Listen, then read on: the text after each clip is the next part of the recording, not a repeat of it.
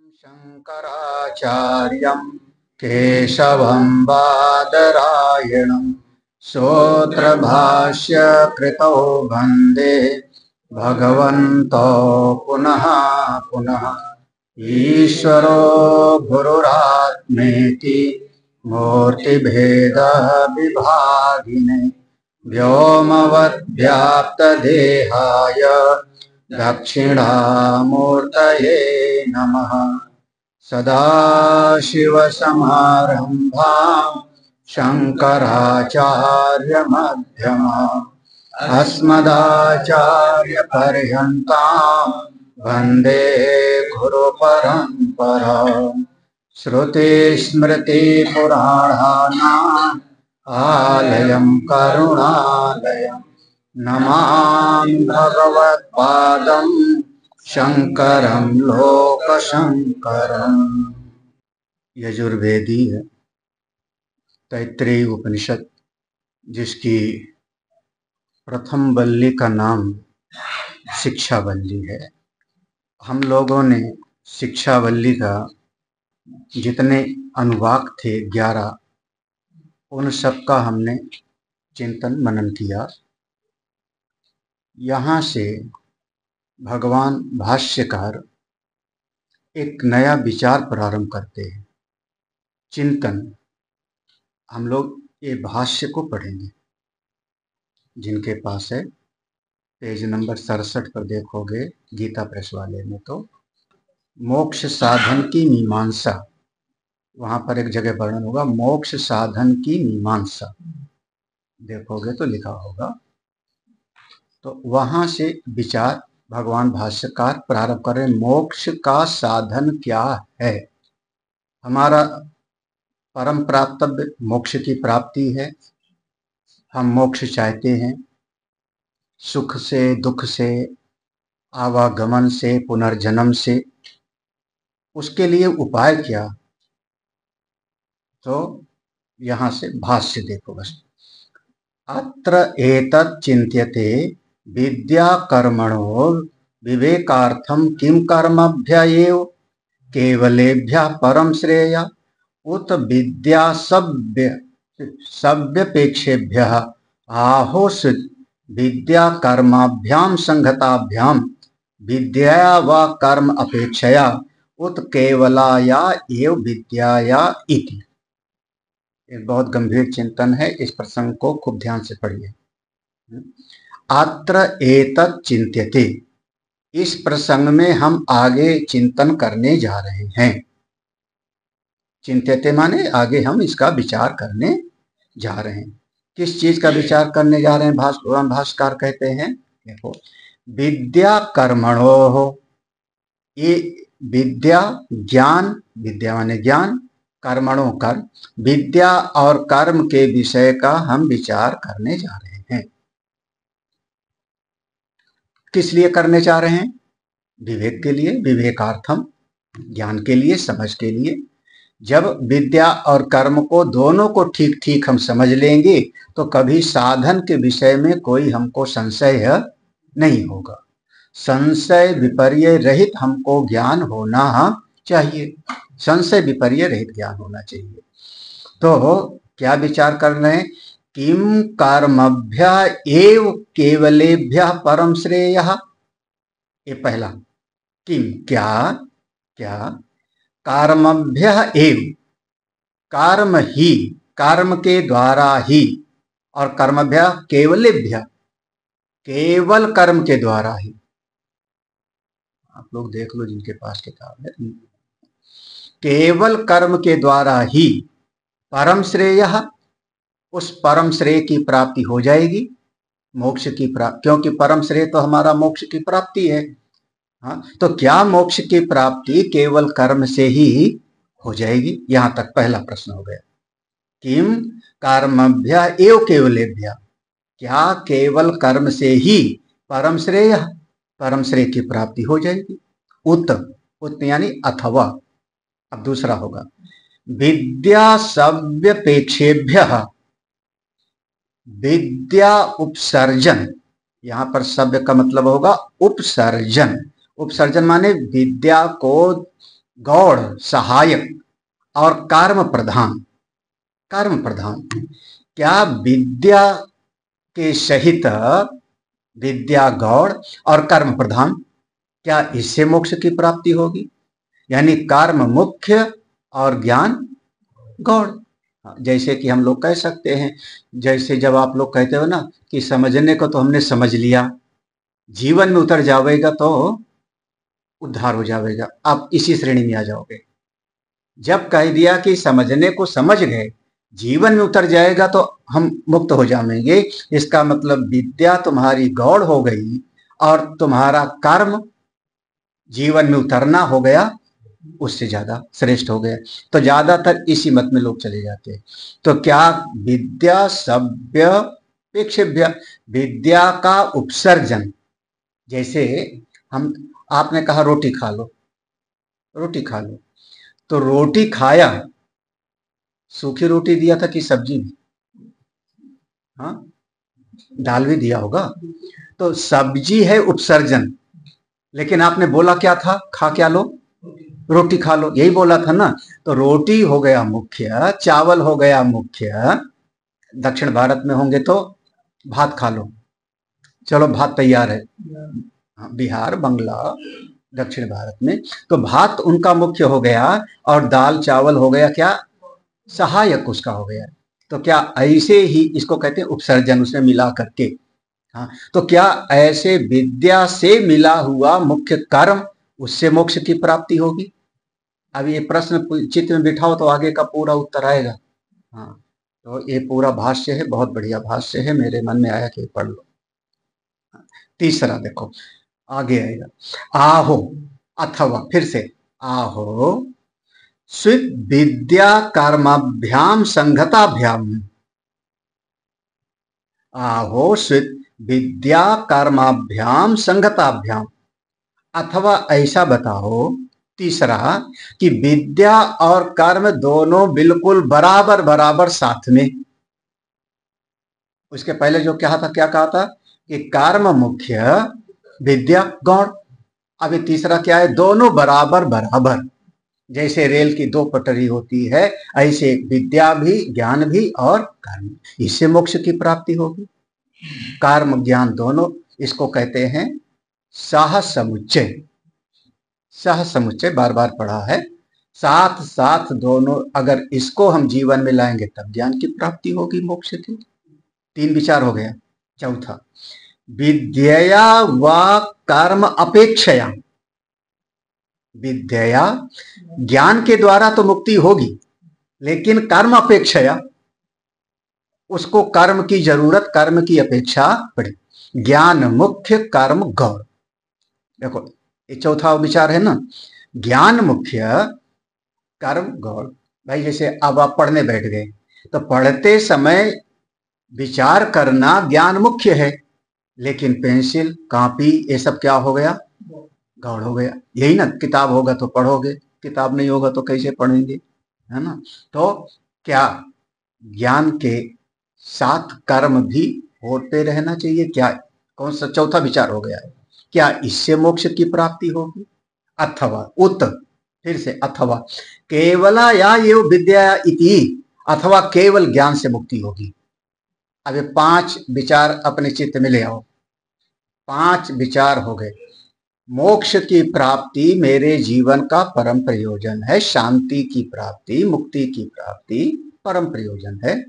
तो क्या केवल कर्म से होगी? नंबर एक। कर्म प्रधान ज्ञान सहायक, क्या उससे होगी?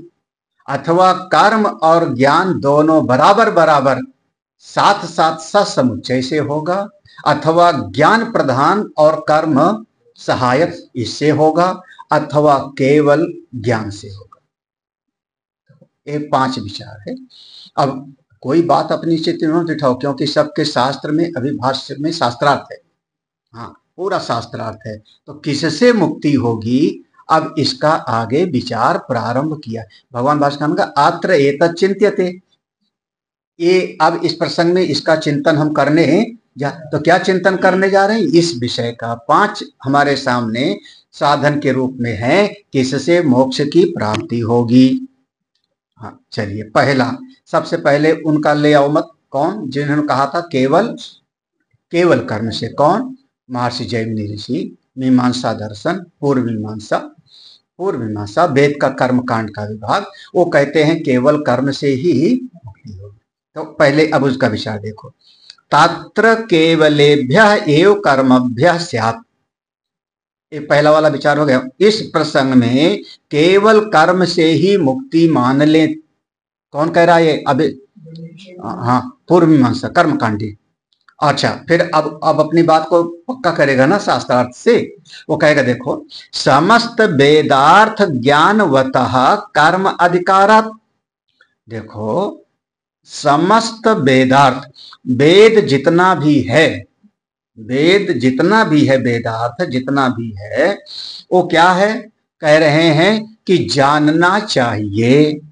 समस्त वेदार्थ ज्ञानवतः, सारे वेद को जानना चाहिए। क्यों जानना चाहिए?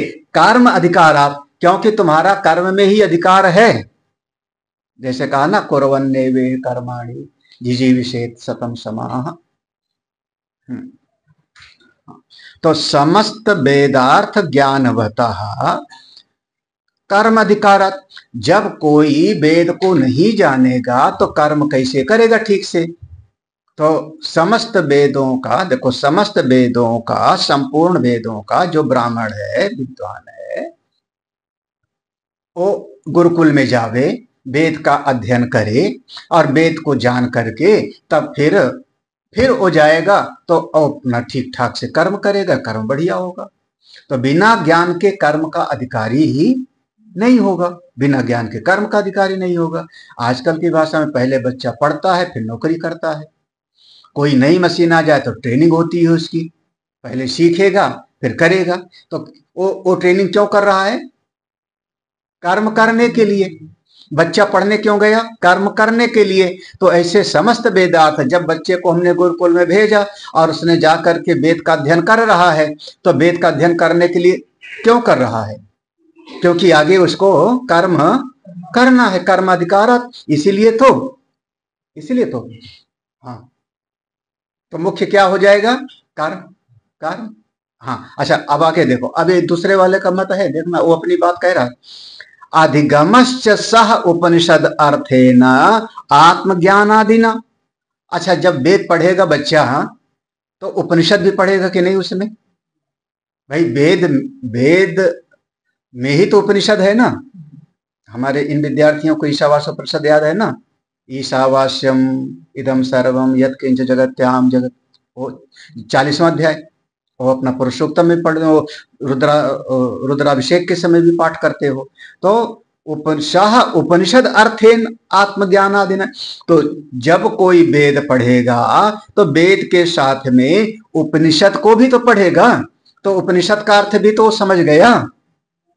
हाँ, तो उपनिषद का अर्थ भी तो समझ जाएगा। तो इसलिए अच्छा, फिर वो पढ़ने के बाद क्या करेगा बच्चा? समावर्तन होगा, गृहस्थ में जाएगा, कर्म करेगा। तो सारा ज्ञान किसके लिए होगा?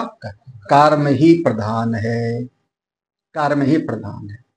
वेद पढ़ने के बाद कर्म का अधिकार मिलता है और वेदाध्ययन में उपनिषद भी समाहित है, समावेशित है।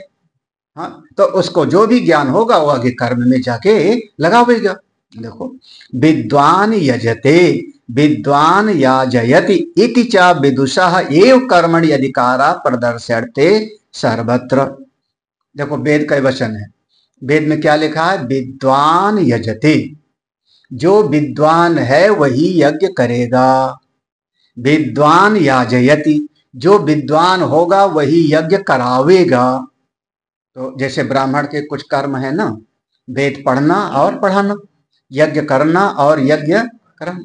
तो विद्वान है तभी तो यज्ञ करेगा, विद्वान है तभी तो यज्ञ करावेगा। इति च, ये बात जब वेद में लिखा है तो विदुषा एव, जो विद्वान है उसी का कर्म में अधिकार है। ऐसा वेद से हमको बात समझ में आई कि कर्म से ही मुक्ति होगी, कर्म मुख्य है, कर्म ही सब कुछ है। और चूंकि वेदाध्ययन आदि वो पहले कर लेगा, वो सब कर्म में ही लगाता है। और अगर इनका एक विचार ऐसा है कि अगर कोई मंत्र है और वेद का वो कर्म में उसका विनियोग नहीं है तो केवल प्रशंसा मात्र है, उसका कोई बहुत ज्यादा ध्यान वान देने की जरूरत नहीं है। आमनायस्य क्रियार्थत्वात् अनर्थक्यम अतदर्थानाम, ये उनका एक सूत्र है। ज्ञात्वा च अनुष्ठानम इति च, लो, ज्ञात्वा च अनुष्ठानम इति च, जान करके, देखो जान करके अनुष्ठानम कर्म को करे, ज्ञात्वा च जान करके ही कर्म को करे, ऐसा भी तो वेद में लिखा है ना, ये भी तो वेद में वर्णन आया कि जान करके ही कर्म का अनुष्ठान करे, नहीं तो वशिष्ठ ऋषि खुदे करा देते पुत्रश्रेष्ठ यज्ञ ना, श्रृंगी ऋषि को क्यों बुलाए?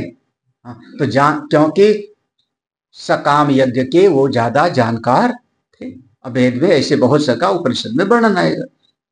कृत्स्नश्च वेदः कर्मार्थ इति च मन्यन्ते केचित्।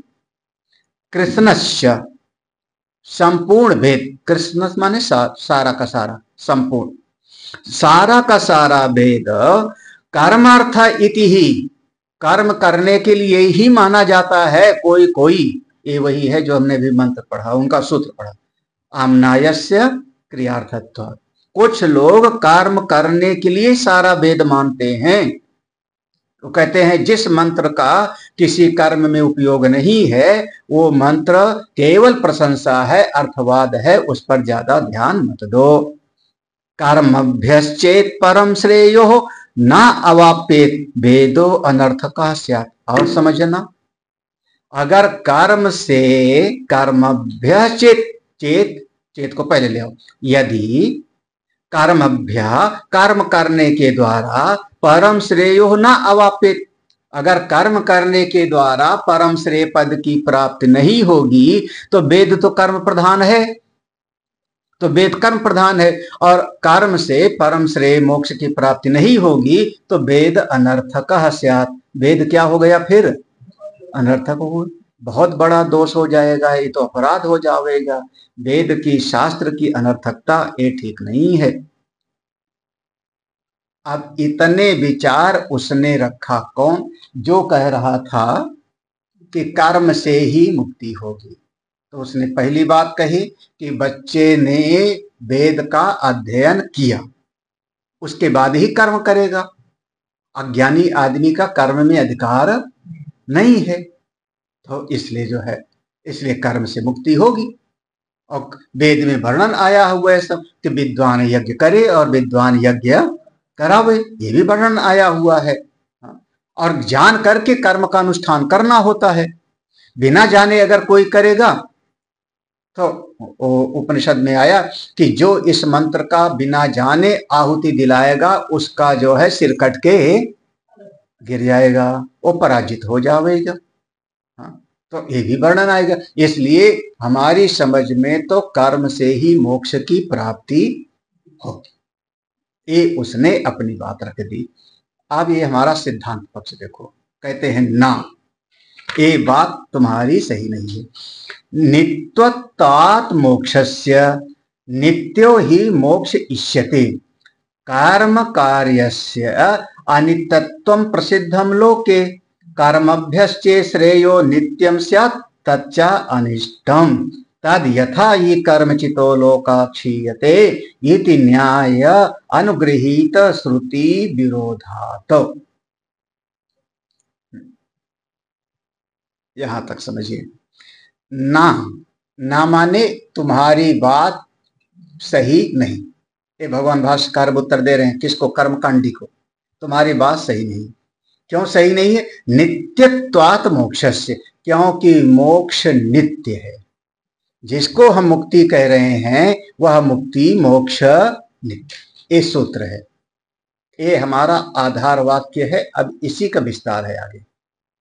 जो तुम कह रहे हो कि कर्म से मुक्ति होगी, हम कह रहे हैं कर्म से मुक्ति नहीं, क्योंकि मोक्ष, हम उसको मोक्ष कह रहे हैं जो नित्य है, जो नित्य है, प्राप्त है, नित्य शुद्ध बुद्ध मुक्त स्वरूप जो अपना है, उसी को हम मोक्ष कहते हैं। उसी को मोक्ष कहते। तुम्हारी समझ में अपना स्वर्ग को पाना मोक्ष है, तुम कह दो कि स्वर्ग की प्राप्ति ही मोक्ष है, तो तुम करो स्वर्ग की कामना के लिए यज्ञ करो। हमारी समझ में स्वर्ग को प्राप्त करना मोक्ष नहीं। भाई हमारे मोक्ष की परिभाषा तो समझ लो।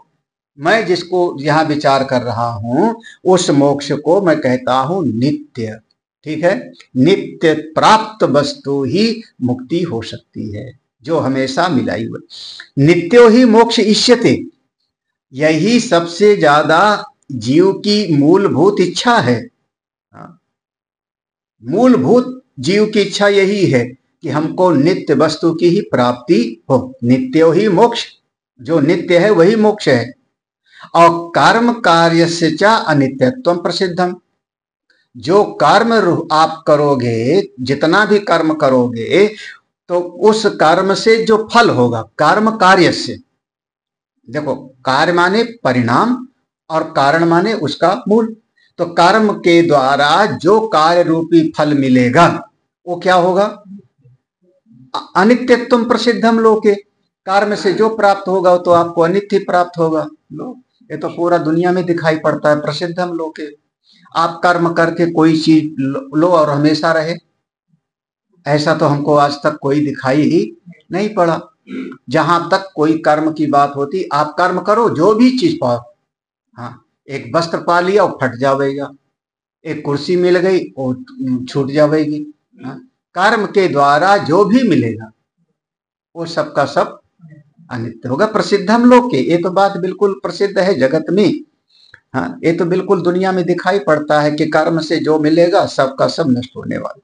कर्मभ्य चेत श्रेयो, अगर आपने कर्म से उस परम श्रेय मोक्ष की प्राप्ति माना तो अनित्यम स्यात्, तो मोक्ष भी हो जाएगा आपका अनित्य। क्या अनिष्टम, और ऐसा मोक्ष पाना तो कोई बहुत बढ़िया बात।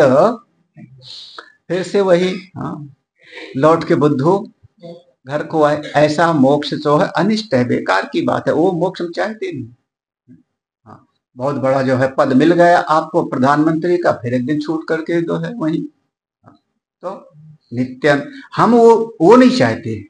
हाँ, अनिष्ट। अच्छा, वेद का मंत्र क्या कह रहा है? ये वेद में लिखा है छांदोग्योपनिषद में, तद यथा ही कर्मचितो लोका क्षीयते, जैसे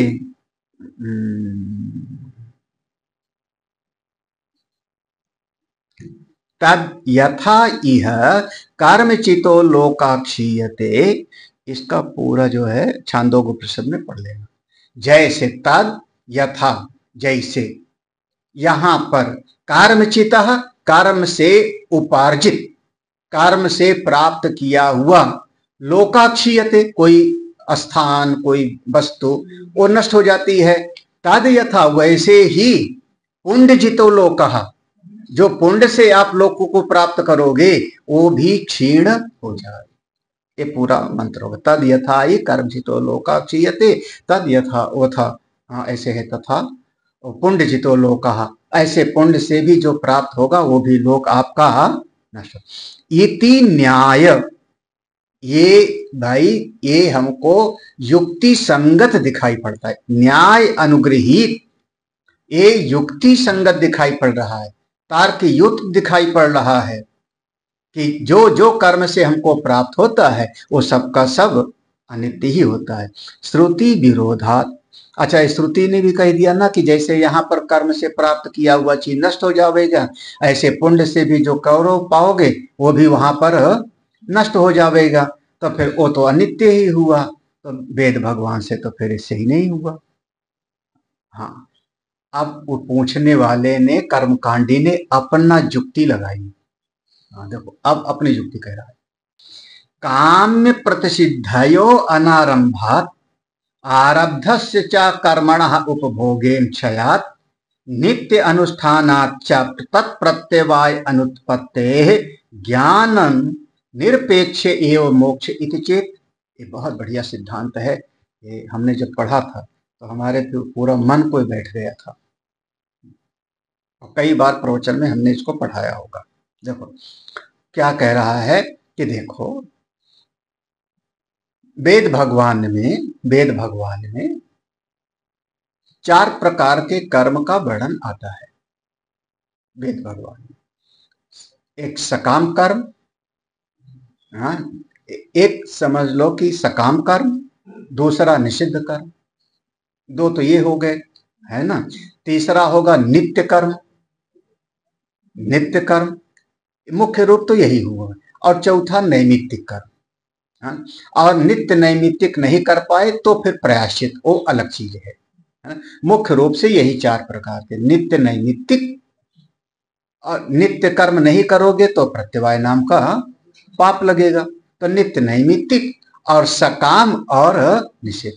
तो क्या कह रहा है वो देखो, काम्य प्रतिषिद्धयो अनारंभात। जब कोई बच्चा वेद पढ़ेगा तो शास्त्र पर उसकी निष्ठा है, गुरुदेव पर उसकी निष्ठा है, शास्त्र और गुरुदेव के वचन को प्रमाण मानता है। जब इतना उसका विश्वास है तो उसके मन में इतना तो ज्ञान आ जाएगा कि अब सकाम कर्म मैं नहीं करूंगा, क्योंकि वेद में बार बार ये लिखा है कि प्लावा हेते अदृढ़ा यज्ञ रूपा। इस कर्म करने से जो मिलेगा बहुत अल्प मिलेगा, बहुत क्षणिक मिलेगा, तो सकाम कर्म तो वो करेगा नहीं। वो मतलब बुद्धिमान है ना, विदुषा है, तो सकाम कर्म तो उसने दिया छोड़। और प्रतिषिद्धयो अनारंभात, जो निषिद्ध कर्म है वो तो करेगा नहीं, क्योंकि शास्त्र पर उसका विश्वास है। तो निषिद्ध कर्म नहीं करेगा, सकाम कर्म नहीं करेगा, देखो 2 तो करेगा नहीं। तो काम में प्रतिषिद्धयो अनारंभात। अच्छा, जो प्रारब्ध है वो, जो प्रारब्ध की पूंजी लेके आया है वो, तो कह रहे आरब्धस्य चा कर्मणः उपभोगेन क्षयात्। जो प्रारब्ध लेके आया है, जो कर्मों का लेके आया है प्रारब्ध, उसका भोग से यही क्षय हो जाएगा। प्रारब्ध जितना है उतना शरीर भोगेगा। और अच्छा, सकाम किया नहीं, निषिद्ध कर्म तो वो करेगा नहीं, क्योंकि शास्त्र पर विश्वास है, सदगुरुदेव पर विश्वास है, तो उन्होंने मना कर दिया है कि चोरी मत करना, तो नहीं करेगा। वैसे पता नहीं ये जल्दी जीव मानता नहीं, 10 बार समझाओ तो भी जल्दी मानने के लिए तैयार नहीं होता, है ना। अच्छा, तो प्रारब्ध जितना लेके आया है उस प्रारब्ध को भोग लेगा, क्षय हो जाएगा। अब देखो, सकाम करता तो स्वर्ग जाता, निषिद्ध करता तो नरक जाता, यही ना। तो सकाम उसने श्रेष्ठ कर्म किया नहीं कि स्वर्ग जावे, निषिद्ध किया नहीं कि नरक जावे, और जो प्रारब्ध लेके आया था उसने इसी शरीर से उसका सबका सब, भाई प्रारब्ध जितना था, जब तक प्रारब्ध रहेगा तब तक शरीर रहेगा, प्रारब्ध का क्षय भोग लिया। अच्छा, एक जो नित्य कर्म था, नित्य अनुष्ठानाचा प्रत्यवाय अनुत्पत्ते है। अगर नित्य कर्म है तो वेद पर विश्वास है, उसका पढ़ा है शास्त्र को, वेद को, तो वेद पर विश्वास है, तो नित्य कर्म को हमेशा करता भी तो रहेगा। संध्या बंदन करेगा, गायत्री का जाप करेगा, माता, जैसे भी कहा था, मातृदेवो भव पितृदेवो भव, ऐसा बोला था ना, स्वाध्याय प्रवचनाभ्याम ना प्रमदितव्यम, ऐसा बोला था। तो नित्य कर्म को करता रहेगा तो प्रत्यवाय अनुत्पत्ति, प्रत्यवाय भी नहीं मिलेगा, क्योंकि नित्य कर्म नहीं करेगा तो उसको प्रत्यवाय नाम का पाप लगेगा, तो भोगना पड़ेगा। अब ना तो प्रत्यवाय नाम का पाप लग रहा है, सकाम निष्काम और निषिद्ध कर नहीं रहा, और प्रारब्ध भोग के क्षय कर लेता, तो जब शरीर छूटेगा तो, तब उसका शरीर छूटेगा तो अनायास ही मुक्ति हो जाएगी ना। तो अनायास, तो ज्ञान निरपेक्ष एवं मोक्ष इति चेत। तो ज्ञान की कहां जरूरत है यहाँ पे, ज्ञान निरपेक्ष, ज्ञान की कोई अपेक्षा ही नहीं है, बिना ज्ञान की उसको मुक्ति हो गई ना। देखो भाई, उसने सकाम कर्म कर नहीं रहा वो, तो कहीं जाना आना नहीं, स्वर्ग वगैरह निषिद्ध नहीं कर रहा है तो नरक वरक भी नहीं जाएगा, यही ना।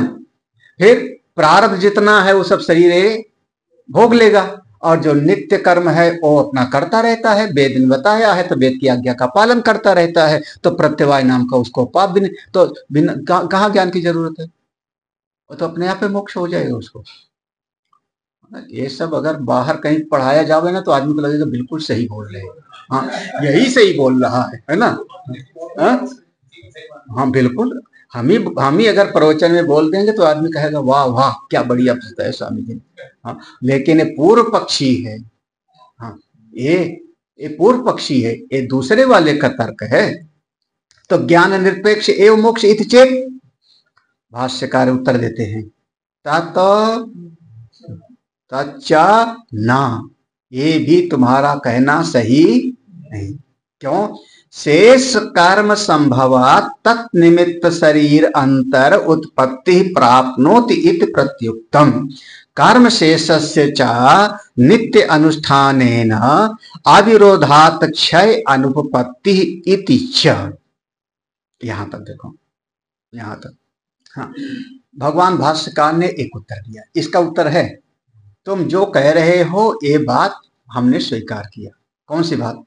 कि वो वेद को पढ़ने वाला वो सकाम कर्म नहीं करेगा, निषिद्ध कर्म भी नहीं करेगा, प्रारब्ध को भोग लेगा और नित्य कर्म का भी पालन करता रहेगा, तो उसको कोई पाप भी, ये बात हमने मान ली। लेकिन एक बात बताओ,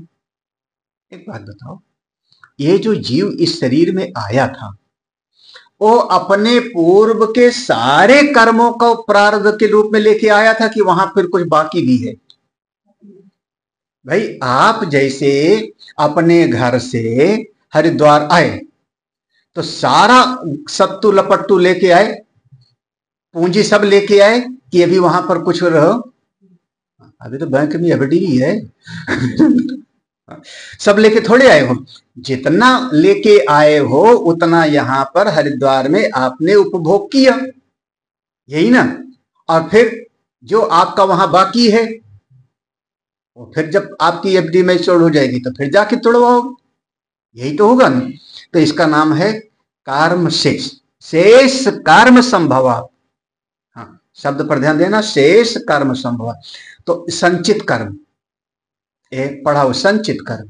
संचित कर्म तो है आपका, प्रारब्ध जितना लेके आए थे उतना शरीर भोग लेगा, हाँ, यही तो है ना? लेकिन जो संचित है अनेक अनेक जन्मों का, वो उनमें से संचित कर्मों से जो फल देने के लिए परिपक्व हो गए, फल देने के लिए तैयार हो गए, जिसको लेके आप आ गए, उसी का नाम होता है प्रारब्ध।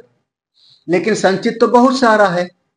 हाँ, हम लोगों के यहाँ जब खेती होती है तो खेती में जैसे मिर्ची की खेती है और भिंडी की खेती है, मूंग की खेती है, इसमें बीज है, पेड़ है, जो जो फली उसकी पक जाएगी उसको किसान तोड़ लेता है। कपास है, हाँ, तोड़ लेगा, लेकिन फिर भी अभी कल भी तो उसमें छोटे छोटे बत्तियां भी तो लगी होंगी। जो भिंडी खाने लायक हो गई वो तोड़ेगा, यही ना? बाकी छोटी छोटी भी तो। ऐसे हमारे जीवन में बहुत सारे कर्म संचित हैं, उनमें से थोड़े से कर्म जो फल देने के लिए तैयार हो गए थे उसको लेके आया था, उसी का नाम था प्रारब्ध। तो प्रारब्ध को तो भोग कर लिया, और वो जो संचित कर्म है वो तो है, तो वो तो जीव को भोगना ही पड़ेगा ना। शेष कर्म संभवात तात निमित्त, तो जो संचित कर्म है उसको लिए शरीर अंतर उत्पत्ति ही, दूसरे शरीर को भी धारण करना पड़ेगा, यानी फिर आपको पुनर्जन्म से छुटकारा नहीं। वो देखो जो उसने अपना मत दिया था ना, क्योंकि संचित कर्म है तो संचित कर्म के कारण उस कर्म में से जब कर्म कोई तैयार हो जाएगा फल देने के लिए, तो आपको फिर से जो है शरीर धारण करना पड़ेगा, पुनर्जन्म लेना पड़ेगा। इति प्रत्युक्तम ये बात। अच्छा, जो संचित कर्म है वो कर्म करने वाला कहे कि नहीं मैं यहीं से उसका नाश कर दूंगा, तो कहते हैं कर्म शेषश्च नित्य अनुष्ठानेन अविरोधात् क्षय अनुपत्ति इति च। जो कर्म शेष माने संचित कर्म, जितना संचित कर्म है नित्य अनुष्ठानेन, नित्य कर्म का जब आप पालन करते रहोगे, नित्य कर्म, देखो आप ध्यान रखना, आप सकाम कर्म नहीं कर रहे हो, पुण्य कर नहीं रहे हो, वरना पुण्य करोगे तो स्वर्ग जाना पड़ेगा फिर आपको अगला, है ना? सकाम कर नहीं रहे हो, निषिद्ध भी नहीं कर रहे हो, तो केवल कर्म कौन सा कर रहे हो? जो केवल नित्य कर्म है वही कर रहे हो। तो नित्य कर्म करने से संचित कर्म नष्ट हो जावे, ऐसा भी कहीं पर वर्णन। नित्य अनुष्ठानेन अविरोधात् क्षय अनुपत्ति, क्योंकि कर्म का इस जो उस संचित कर्म से कोई विरोध नहीं। तो वो आपका ज्यों का त्यों इकट्ठा रहे। अनुपत्ति इच्छा, बात यहाँ पर पूरी। इतने में भगवान भाष्यकार ने पूरा का पूरा बात कह दिया कि ये जो तुमने तर्क दिया था सकाम निषिद्ध करेगा नहीं, प्रारब्ध भोग लेगा और नित्य का अनुष्ठान करता रहेगा, ये बात बिल्कुल तुम्हारी उचित नहीं, क्योंकि संचित कर्म बहुत सारा है। संचित कर्म बहुत सारे हैं, उन संचित कर्मों के कारण फिर जीव को अपना अगला जन्म भी लेना पड़ता है। दूसरी बात तुमने कही थी वेद वाली, हाँ वेद की बात कही थी। यद उक्तम समस्त वेदार्थ ज्ञानवतः कर्म अधिकारात इत्यादि तच्च न। तुमने एक बात और कही थी कि कर्म करने के लिए वेद पढ़ेगा वो, जब वेद पढ़ेगा तो वेद में उपनिषद भी पढ़ेगा, जो विद्वान होगा वही तो कर्म करेगा, वही तो कर्म करावेगा, यज्ञ करेगा और यज्ञ जो विद्वान होगा वही तो ना। तो ये बात भी तुम्हारी पूरी तरह से उचित। समस्त वेदार्थ ज्ञानवता, समस्त वेदों के अर्थ को जानने वाला ही कर्म अधिकारात कर्म का अधिकारी होगा, ऐसा जो तुमने कहा था तच्चा ना, ये भी उचित, ये तुम्हारा कहना सही है। क्यों? श्रुत ज्ञान व्यतिरेकात उपासनस्य, श्रुत ज्ञान व्यतिरेकात उपासनस्य, श्रुत ज्ञान मात्रेण ही कर्मणि अधिक्रियते ना उपासनाम अपेक्षते। यहाँ उपासना जो शब्द है ना, इस उपासना का समझ लो मनन चिंतन। उपासना शब्द दो बार आ रहा है ना, तो उपासना का अर्थ हो गया जैसे श्रवण, मनन और विध्यासन, ऐसा शब्द आया ना। तो श्रुत ज्ञान माने श्रवण और उपासना माने मनन और निधिध्यासन। तो ये समझिए, कह रहे हैं श्रुत ज्ञान व्यतिरेका, जो आपने गुरुकुल में रह करके वेद को आपने कंठस्थ कर लिया। श्रुत ज्ञान माने गुरु जी ने पढ़ाया, सुनाया और सुन करके आपने कंठस्थ, उससे अलग है, उससे अलग है। कौन सा चीज? कौन सी चीज? मनन और निधिध्यासन। हाँ, उसके अर्थ का विचार। भाई बहुत सारे शब्द हम बोल देते हैं, आप लोग याद कर लीजिए, लेकिन उसका अर्थ थोड़े जानते हो।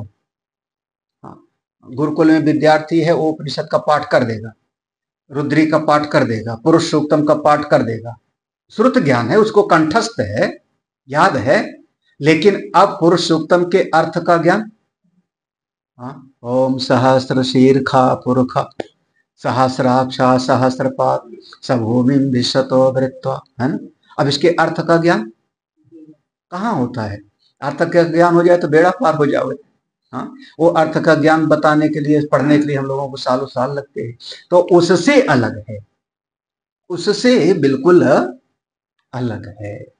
हमने एक शब्द बोला वर्तली, याद कर लो, वर्तली किसी भाषा का शब्द है, वर्तली। कठिन तो नहीं, याद हो गया? याद हो गया है ना। अब आप जाओ, अब आप जाओ, बिल्कुल इसका अर्थ क्या हुआ? हाँ, नहीं, इस शब्द को कहीं पर भी आप जाओ, अगर तमिलनाडु में, आंध्र प्रदेश में, उधर जाओ, तो किसी से जब विदाई लेना, किसी से जब आप कहना कि मैं जा रहा हूं, तो ये शब्द बोल देना वर्तली। बस आपने समझ लिया कि उस समय पर एक बात बोलना चाहिए, उस समय पर एक बात बोलना चाहिए। उसके बाद जब आप गए वर्तली बोल के चले गए, तो अब तुमने अर्थ अभी तक याद किया कि नहीं? क्या हुआ इसका मतलब? हाँ, इसका अर्थ तो वो जो शब्द ज्ञान से आपने वहां पर जाकर के व्यवहार तो कर लिया, दक्षिण भारत में व्यवहार कर लिया, यानी कर्म कर लिया सुन करके, लेकिन उसके अर्थ को तो आप नहीं समझे ना। जैसे माँ पिता ने कोई बात बताई कि ऐसा तुमको करो, जाकर के बच्चे ने बोल दिया, अर्थ नहीं पता। भाई पिताजी ने कहा, वो जाकर के दरवाजे पर आया, जो पिताजी ने अंदर कहा बेटे को, जाके उसको कह दो पिताजी घर पे नहीं। बस वो बच्चे ने श्रुत ज्ञान कंठस्थ कर लिया, बाहर गया, जो आया था कर्जा वसूलने, उससे कहा पिताजी कह रहे हैं पिताजी घर पे नहीं, है ना। हो गया ना सब बंटाधार।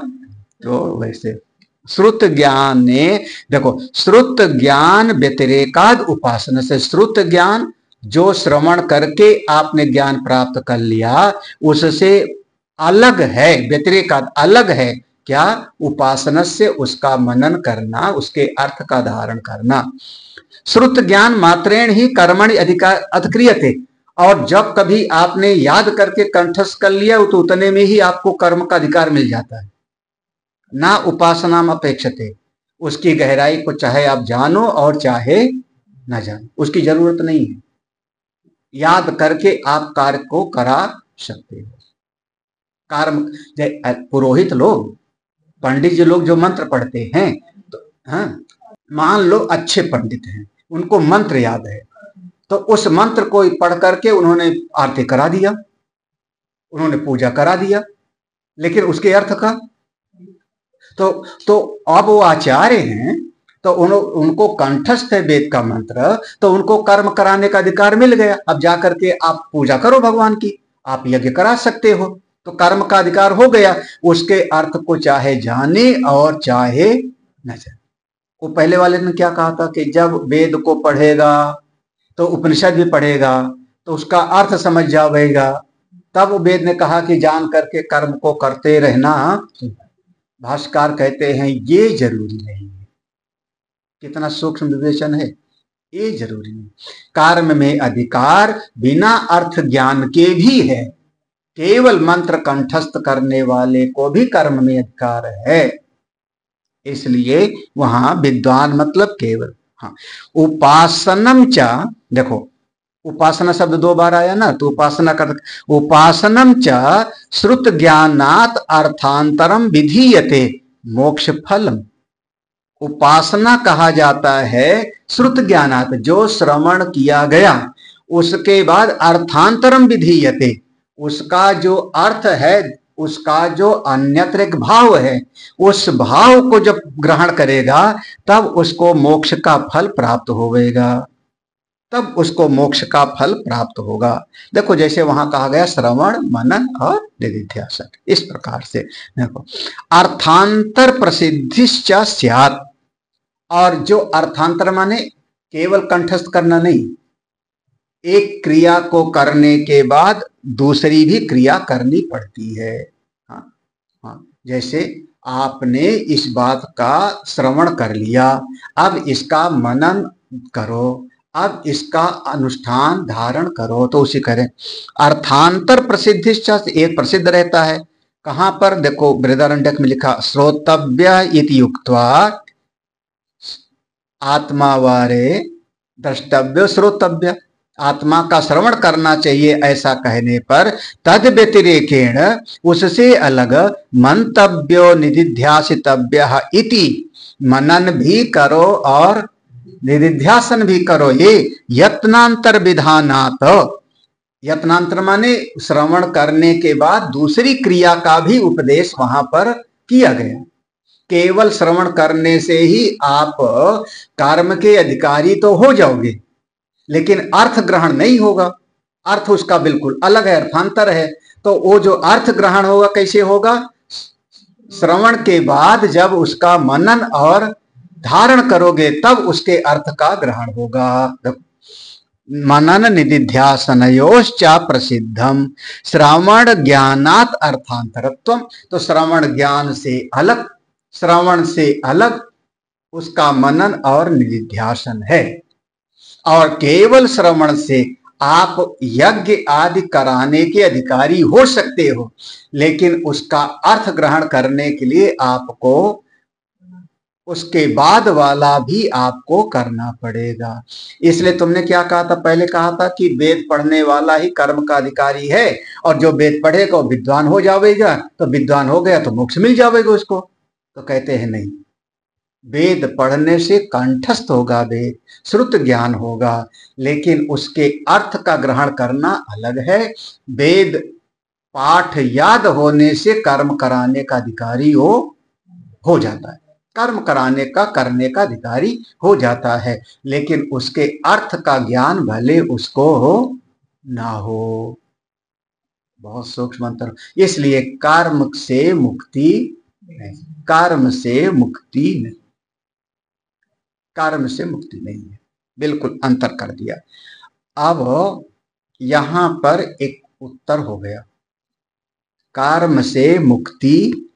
हाँ हाँ, तो पूछने वाला क्या पूछेगा, एवं तरही विद्या सब पेक्षेभ्य कर्मभ्यास्यात् मोक्ष। तो एवं तरही, ऐसा होने पर, क्योंकि आपने ये कह दिया कि कर्म से, केवल कर्म से मोक्ष की प्राप्ति नहीं होगी। वेद पढ़ लेगा, वेद पढ़ के कर्म करेगा, मुक्ति नहीं होगी। कर्म करेगा तो उसको फल की प्राप्ति होगी, फल भोगने के लिए फिर चाहे किसी लोक परलोक में उसको जाना पड़ेगा, और फिर न जाने कितने कर्म किया होगा, उसका फिर संचित कर्म होगा। वो संचित कर्म तो इकट्ठा है ही, उसमें जो प्रारब्ध बन जाएगा उसको भोगने के लिए आते जाता रहना पड़ेगा। तो केवल कर्म से मुक्ति नहीं, हमारे मोक्ष का मतलब है उसका आना जाना ना हो, उसके जीवन में से सुख दुख की निवृत्ति, आवाग जन्म मृत्यु की निवृत्ति, मोक्ष की प्राप्ति हमारा मोक्ष, स्वर्ग की प्राप्ति हमारा मोक्ष। तो उसने कहा अच्छा, विद्या शब्द पेक्षेभ्य, विद्या उपसर्जित यानी विद्या गौड़ कर्म प्रधान, इससे मोक्ष माने तो अभी दूसरा वाला विचार शुरू हो रहा है ना, विद्या गौड़ और कर्म से मुख्य, इससे हम अगर मोक्ष माने तो अब वो अपना जो है कुछ तर्क देगा, दूसरे मत वाला, तो हम लोग शाम को पढ़ेंगे। ओम पूर्णमदः पूर्णमिदं पूर्णात् पूर्णमुदच्यते पूर्णस्य पूर्णमादाय पूर्णमेवावशिष्यते। ओम शांति शांति शांति। हरि ओम। श्री गुरुभ्यो नमः। हरि ओम।